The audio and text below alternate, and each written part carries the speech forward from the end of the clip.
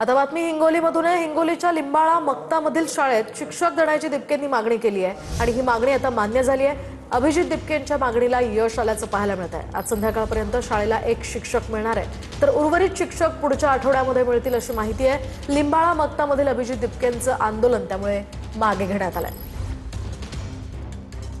लोकांवर सरकारी शाळा चालवण्याची जबाबदारी आहे। ते स्वतःचेच मुलं सरकारी शाळेत टाकत नाही, प्रायव्हेट स्कूलमध्ये टाकतात, तर कसं काय ते कामं करतील इथलच्या शाळांसाठी।